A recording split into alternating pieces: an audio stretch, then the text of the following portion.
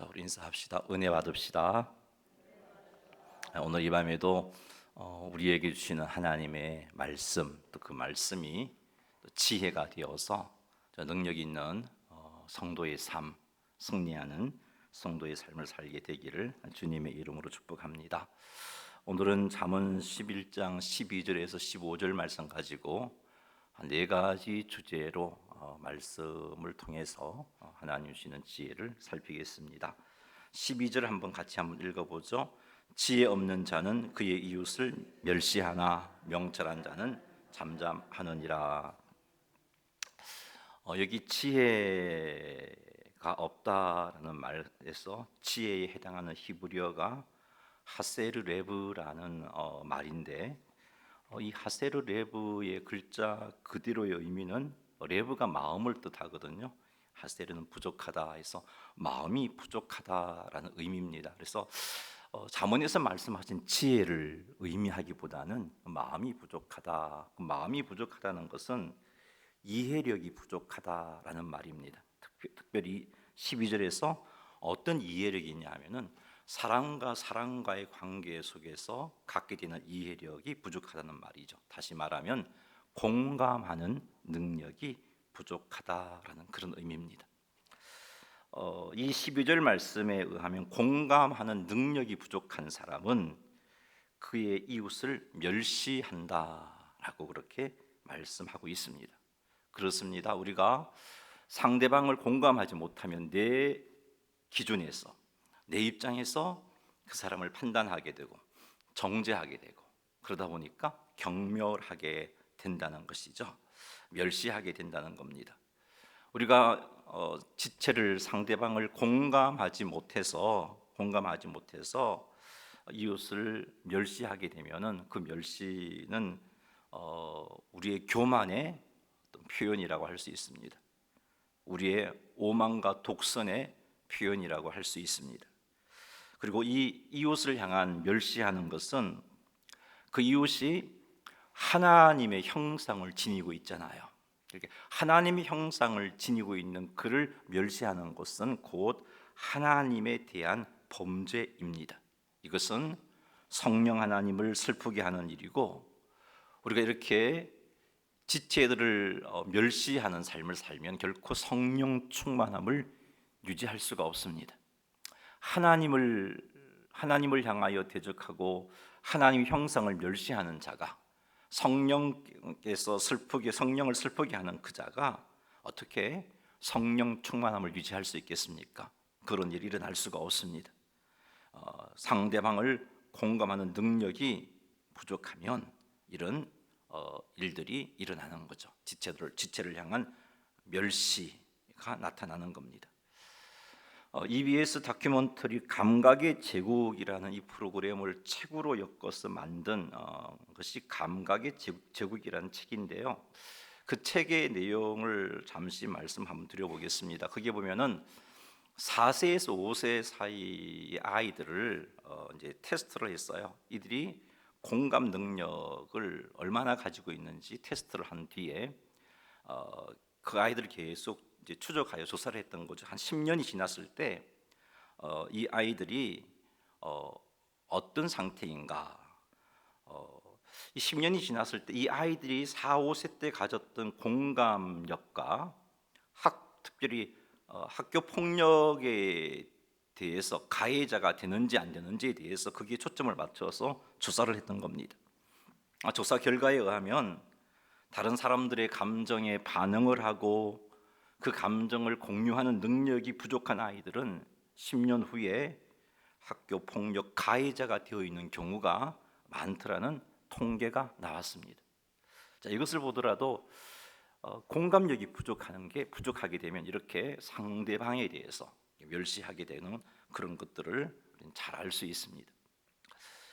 상대방을 공감하지 못하게 되면 상대방을 멸시하고 상처를 주게 되고, 심하게 되면 생명까지 빼앗을 수 있습니다. 기억나시는지 모르겠지만 2020년 5월 달에 미국 미네소타주에서 조지 플로이드라는 흑인이 경찰에 의해서 체포를 당했습니다.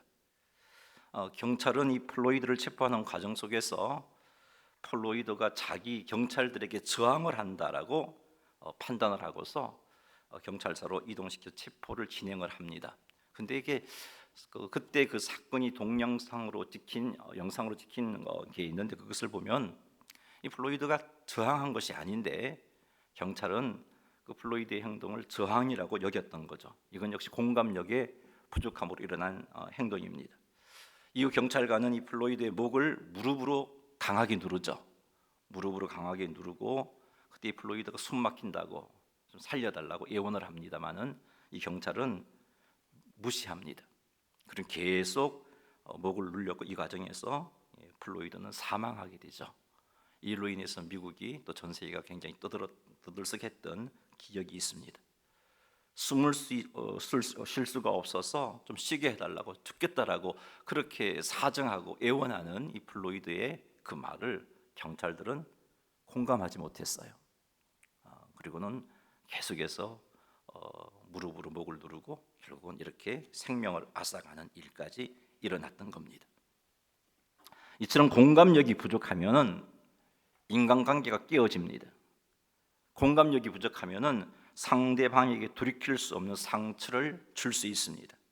그러므로 우리는 공감력을 갖추어야 합니다. 이를 위해서 우리는 하나님의 은혜를 간구해야 합니다. 하나님, 나에게 지체들에 대해서 공감할 수 있는 지혜를 주십시오. 이런 간절함이 있어야 됩니다. 그리고 하나님께서 주신 지혜로 상대방을 이해하려고 노력하셔야 되겠죠. 상대방이 말을 하면 그 말을 제대로 알아듣기 위해서 그 사람의 표정이라든지 그 사람의 제스처라든지 좀 집중해서 볼 수 있어야 되는 겁니다. 상대방이 이야기하는데 그 이야기를 제대로 들어주지 않고 그 상대방에 대해서 내가 하고 싶은 말을 생각하고 그 말을 뱉는 이런 과정들이 있으면 공감하기가 어려워집니다. 그래서 우리는 하나님의 지혜를 구하고 하나님께서 주시는 지혜로 상대방을 이해하려고 노력해야 합니다. 이렇게 할 때 상대방의 말과 행동에 대해서 공감하게 되고, 공감하게 되면 비난하지 않을 수 있습니다. 공감하게 되면 이해할 수 있습니다. 그래서 그랬구나. 그래서 저렇게 말하고 있구나. 그래서 저렇게 행동하고 있구나. 그래서 상대방을 멸시하지 않게 되는 것입니다. 이것을 12절 하반절에서는 잠잠하느니라라고 그렇게 표현하고 있습니다. 12절에서 명철한 자의 원어적인 의미는 이해력이 있는 자라는 그런 뜻입니다. 다시 말해서 공감 능력이 있는 자, 그렇게 이해할 수 있습니다. 공감 능력이 있는 사람은 잠잠하다라고 말합니다. 즉 상대방을 멸시하지 않는다는 거죠. 상대방을 정죄하지 않는다는 겁니다. 이해하고 또 이해하니까 품어줄 수도 있고, 또 이해하니까 내가 할 수 있는 사랑의 섬김을 할 수 있고, 그렇게 된다는 거죠. 사랑하는 성도 여러분, 사람을 멸시하는 것은 곧 하나님께 죄를 짓는 것이다라는 사실을 명심하십시오. 하나님은 사람을 죽인 자를 살려두지 말라고 하셨어요. 왜요? 하나님의 형상을 훼손했기 때문에 그런 명령을 하신 거죠. 사람에 대해서 멸시하는 것 역시 하나님을 멸시하는 것으로 하나님은 여기십니다. 그래서 우리가 지체들을 대할 때 그 지체에 대해서 또 속도 상하고 상할 수도 있고 상처받을 수도 있고 이해할 수도 없고 그의 행동이 참 도무지 이해가 되지 않고 그래서 그를 멸시하고 한다는 것은 결코 하나님께서 기뻐하시는 행동이라고 할 수 없습니다. 그 일은 성령께서 슬퍼하시는 일임을 명심하시기 바랍니다. 그런 잘못을 범치 않기 위해서 우리는 공감하기 위해서 상대방의 말과 행동을 잘 살피시고, 그리고 하나님께 공감할 수 있는 능력과 이해력을 달라고 기도하시기 바랍니다. 자, 이런 기도를 하고서 하나님께 주시는 지혜를 가지고 잘 살펴서 지체들에 대해서 공감함으로 지체들에게 상처 주지 않고 또 하나님께 죄를 범하지 않는 우리 모두가 되기를 주의 이름으로 축복합니다. 특별히 공감력을 갖추어서 우리의 배우자들, 여러분의 배우자들을 대하실 수 있는 여러분 되시기를 바랍니다. 남편은 남편대로, 공감해주지 못함으로 상처받고, 아내는 아내대로 남편에게 공감받지 못함으로 이제 상처를 받잖아요. 자녀도 마찬가지고 부모도 마찬가지입니다. 자녀를 공감하지 못함으로 자녀가 상처받고, 자녀가 부모를 공감하지 못함으로 부모가 상처받습니다. 그러니 우리 공감하십시다. 이것이 하나님의 지혜입니다. 교회 공동체 안에서 서로서로를 공감해서 하나님께서 기뻐하시는 삶을 살게 되기를 주님의 이름으로 축원합니다. 13절을 읽겠습니다. 두루 다니며 한담하는 자는 남의 비밀을 누설하나 마음이 신실한 자는 그런 것을 숨기느니라. 아멘. 이렇게 한담에 해당하는 히브리어 라킬은 두 가지 의미가 있습니다. 이 라킬이 가지고 있는 첫 번째 의미는 비방하는 사람이라는 의미가 있고요, 두 번째는 잡담하는 사람, 이런 의미가 있습니다. 자, 라킬이 가지고 있는 첫 번째 의미, 비방하는 사람은 자신의 이익을 위해서 혹은 다른 사람의 해를 끼치려는 악의를 가지고 어떤 사람에 대해서 비방하는 사람을 여기서 말하는 라킬에 해당됩니다. 이 사람은 자신의 유익을 위해서 그 사람의 실수와 약점을 물고 늘어지고 그것을 가지고 사람들 앞에서 비방하고 정죄하고 깎아내리는 행동을 하는 사람입니다. 그것이 여기서 말하는 라킬, 비방하는 사람입니다. 잡담하는 사람은 해를 끼치려는 악의는 없어요. 그 사람에게 해를 끼치려는 악의는 전혀 없습니다. 그럼에도 불구하고 그 사람에게 해를 끼치게 되는 말을 하는 사람입니다. 악의는 없지만 그 사람에 대해서 뒷담화를 함으로 인해서 그것이 돌고 돌아서 그에게 상처가 되는 경우, 악의는 없지만 어떤 사람에 대해서 알게 된, 좀 감추어 주어야 할 일들을 이렇게 들추어내어 이야기함으로 상처를 주는 사람, 여기서 말하는 잡담하는 사람입니다. 거짓말은 아니지만 그 사람의 실수를 다른 사람들에게 이야기하는 경우가 잡담하는 사람이 해당되는 겁니다. 이 라킬이란 두 가지 의미, 두루 다니며 한담한다는 말이 이렇게 여기저기 다니면서 남을 비방한다든지, 악의는 없지만 다른 사람의 허물, 실수, 또 비밀을 좀 감추어주고 덮어줘야 할 일들을 드러내는 사람, 그런 사람이 두루 다니며 한담하는 사람입니다. 이런 사람은 비밀을 누설하게 됩니다. 자, 이렇게 비밀이 누설되면 비밀이 누설된 사람은 참 교회 공동체 안에서든 뭐 다른 공동체 안에서든 간에 큰 해를 당합니다. 상처를 받습니다. 심각한 어려움을 겪을 수도 있습니다. 도무지 그 공동체 안에서 견딜 수 없어서 떠나야 되는 그런 경우도 생깁니다. 자문은 이런 행동을 지혜롭지 못한 행동이다라고 말씀하고 있습니다. 이런 행동은 하나님을 경외하는 자가 하는 행동이 아닙니다. 하나님을 경외하는 자는 말로 남에게 해를 끼치는 행동을 하지 않습니다. 그런 행동은 하나님을 경외하는 자에게 어울리지 않는 행동입니다. 하나님을 경외하는 사람은 오히려 남에게 해가 될 수 있는 비밀은 덮어줍니다. 하나님을 경외하는 사람은 사람들에게 유익을 끼칩니다. 하나님을 경외하는 사람은 사람들이 살 수 있도록 돕는 사람입니다. 13절 하반절에 언급된 마음이 신실한 자란 바로 하나님을 경외하는 자를 의미합니다. 하나님을 경외하는 자, 그가 마음이 신실한 자인데, 하나님 경외하는 사람이 생각하는 바는 다른 사람에게 유익을 끼치는 겁니다. 하나님을 경외하는 사람은 다른 사람들을 어떻게 하면 살 수 있을까를 생각합니다. 자, 이런 사람이 하나님을 경외하는 사람인데, 이런 사람은 남의 비밀을 숨겨줍니다. 덮어줍니다. 친밀한 교제를 통해서 알게 된 비밀이든 우연히 알게 된 비밀이든 간에 하나님을 경외하는 사람은 그 비밀을 덮어줍니다. 내가 그 비밀을 알린다고 거짓말하는 것도 아니고, 내가 알고 있는 것을 전하는데 그게 뭐가 잘못이냐, 이럴 수 있지만 결코 그렇지 않습니다. 그 일로 인해서 그는 큰 상처를 입을 수 있기 때문에 그렇습니다. 사랑하는 성도 여러분, 하나님을 경외하는 사람은요, 비밀을 잡담의 주제로 삼지 않습니다. 하나님을 경외하는 사람은 그 비밀을 밝힘으로 자신의 유익을 추구하지 않습니다. 사랑하는 성도 여러분, 우리 하나님을 경외하는 자들 아닙니까? 하나님의 크신 은혜로 죄 사함을 받고 하나님의 자녀된 우리는 하나님을 경외하는 자들입니다. 우리가 해야 할 일은 다른 사람들의 유익을 추구해야 하고, 어떻게 하면 다른 사람들을 도와줄 수 있을까를 생각해야 되고, 그리고 우연히 알게 된 비밀이 있다면 그 비밀을 덮어주는 삶을 살아가야 되는 것입니다.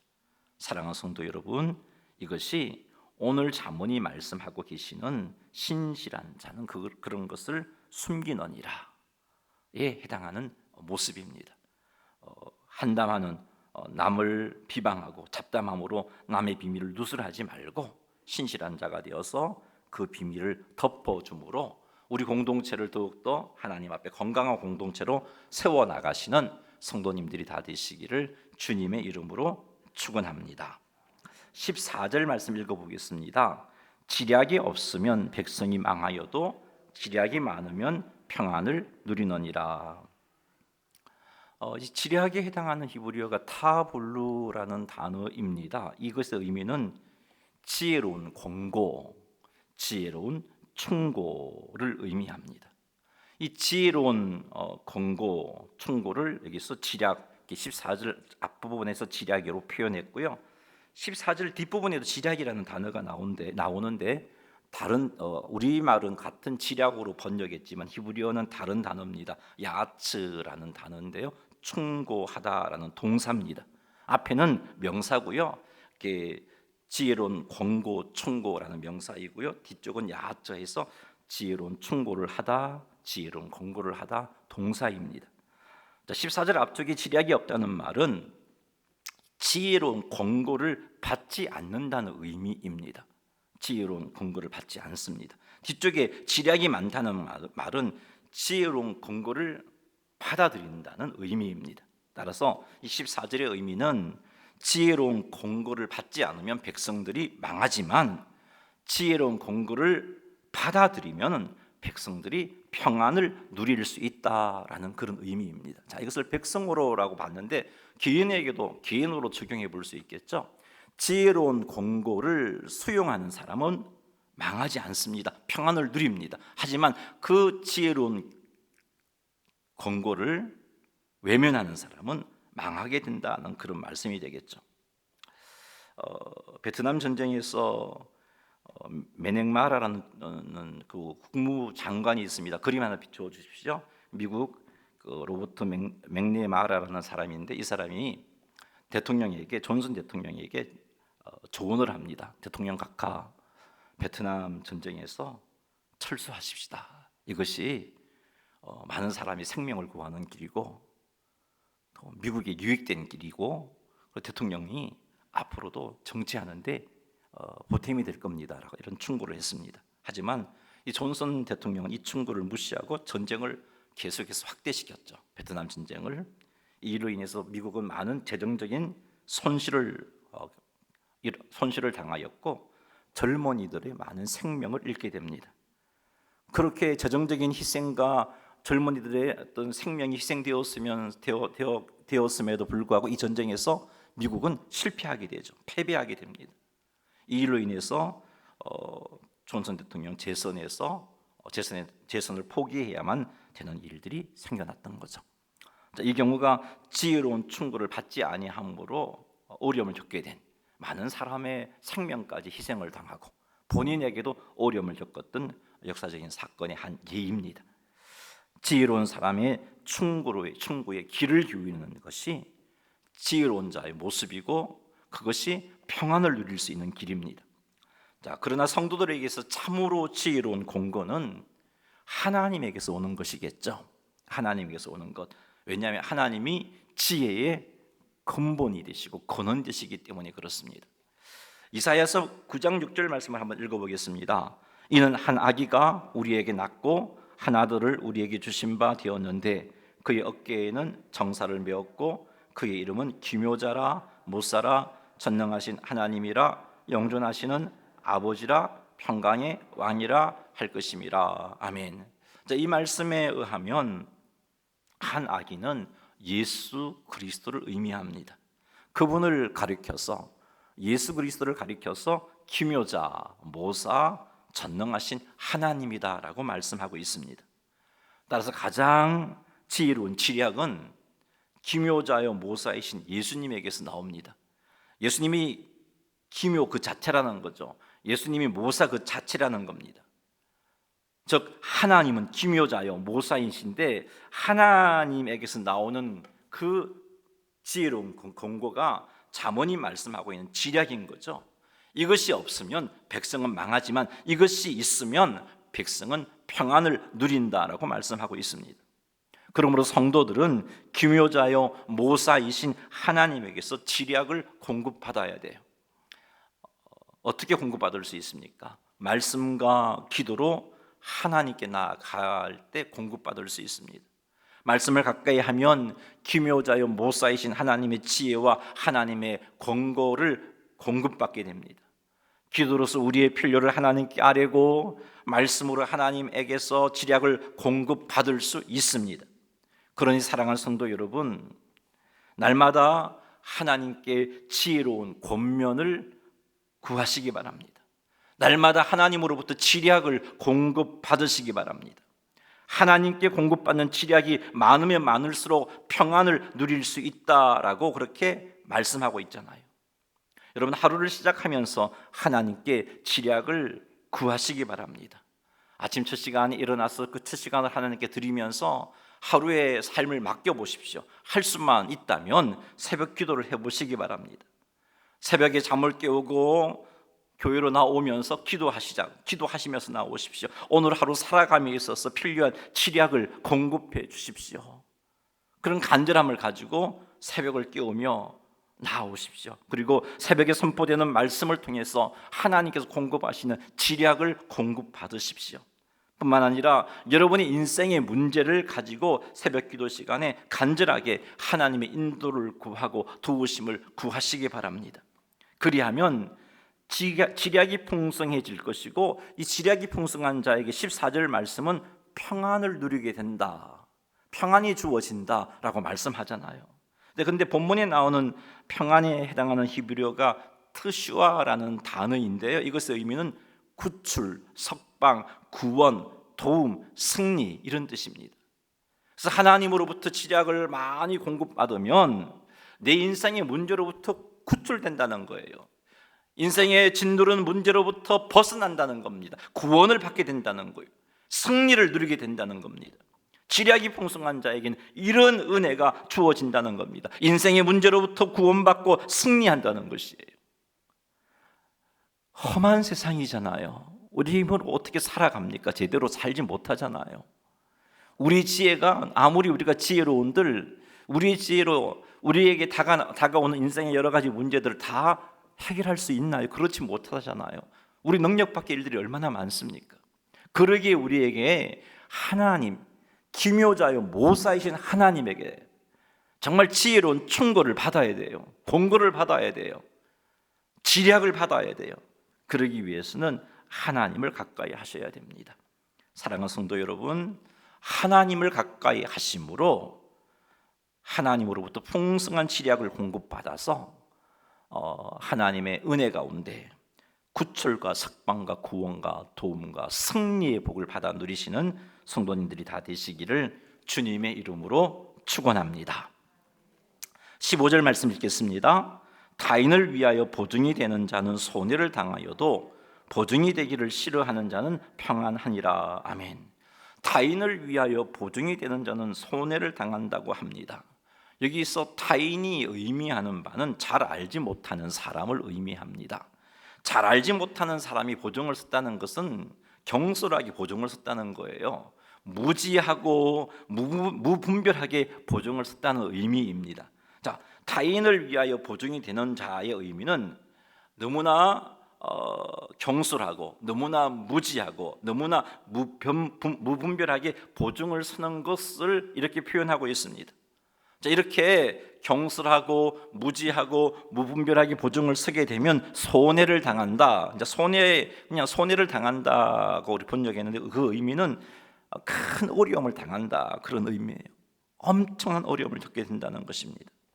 우리 주변에서 경솔하게 보증을 쓴 것으로 인해서 큰 고통을 겪게 되는 경우들이 많잖아요. 우리 잠시 이제 동영상을 하나 보겠는데 KBS 뉴스에서 나왔던 걸 제가 좀 잘라서 편집했어요. 한번 들어보시겠습니다. 켜주세요.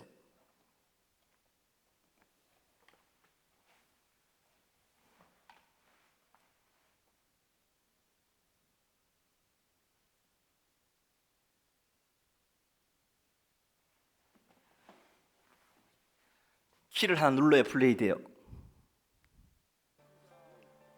두 아이가 딸린 가장인 김모 씨는 지난 2000년 사업하는 친구의 부탁으로 금융기관에 1억 6천여만 원의 연대 보증을 섰습니다. 이후 회사는 파산을 했고 김 씨는 지금까지 빚 독촉에 시달리고 있습니다.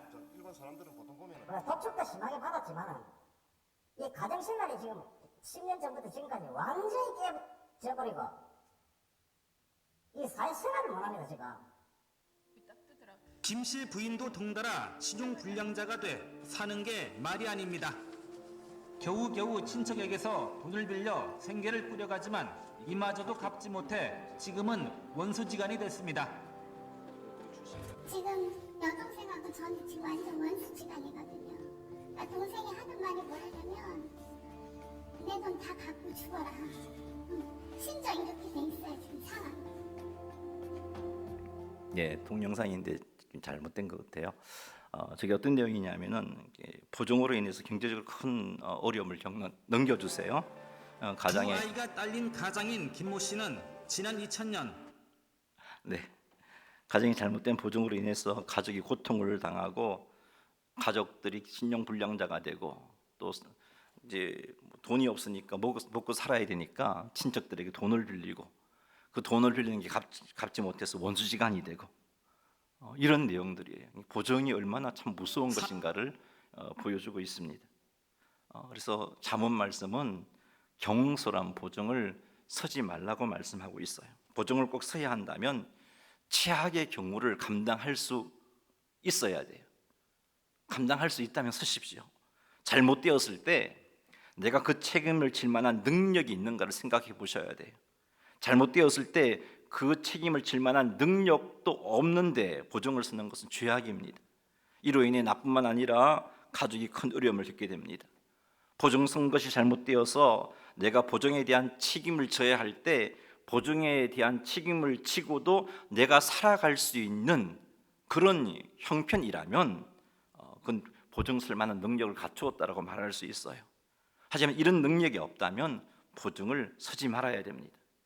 보증을 부탁하는 자의 상황이 참 많이 힘들겠죠. 그래서 그런 힘든 자들을 보면은 사랑하라고 그랬는데 어떻게 좀 외면할 수 있을까 고민하는 경우들이 들어 있습니다만은 여러분, 보증을 책임질 능력도 없으면서 보증을 쓰는 것은요 사랑의 행동 아니에요. 다시 한번 말하지만 그건 악입니다. 기억하십시오. 경솔하게 보증을 쓰면 큰 고통을 당합니다. 하지만 보증이 되기를 싫어하는 자는 오늘 말씀해 보니까 평안하다라고 말씀해 주고 있어요. 사랑하는 성도 여러분, 경솔하게 보증을 쓰지 않는 것이 지혜다라는 것을 명심하십시오. 이렇게 할 때 큰 고통을 겪지 않고 그리고 하나님 주시는 평안함을 누릴 수 있습니다. 사랑하라 하셨는데 가지고 고민하지 마십시오. 내 능력 밖의 것으로 사랑할 수 없잖아요. 그리고 내 능력 안에서 힘을 다하여 지체들의 어려운 지체들을 보면 사랑으로 섬기십시오. 그러나 이 보증은 내 능력 밖의 일이라면 하지 않는 것이 지혜인 겁니다. 말씀을 뵙겠습니다. 사랑하는 성도 여러분, 하나님의 지혜를 구하여 공감하는 자가 되시기 바랍니다. 나와 관계를 맺는 자들의 말과 형편을 주의 깊게 듣고 살피시기 바랍니다. 그리하여 상대방을 공감하지 못해서 그 상대방을 멸시하는 자가 되지 않게 되기를 주의 이름으로 축복합니다. 따라하십시다. 주여, 지체들을 공감하게 하옵소서. 네, 하나님께 지혜를 구해서 우리 공감하는 우리가 되었으면 좋겠습니다. 두 번째는 하나님을 경외하는 자가 되십시오. 그래서 남의 말을 함부로 하지 말고 남의 비밀을 함부로 퍼뜨리지 마십시오. 뿐만 아니라 다른 사람들의 유익을 구하고 그들의 허물과 비밀을 덮어주는 자가 되시기 바랍니다. 그리고 세 번째는 좋은 충고에 귀를 기울이세요. 좋은 충고를 외면하지 않도록 하나님께 도움을 구하시고, 그리고 무엇보다도 가장 지혜로운 권면을 주시는 하나님의 인도를 구하시기 바랍니다. 그분의 인도를 구하고 그분의 인도하심에 순종하며 살아가시기 바랍니다.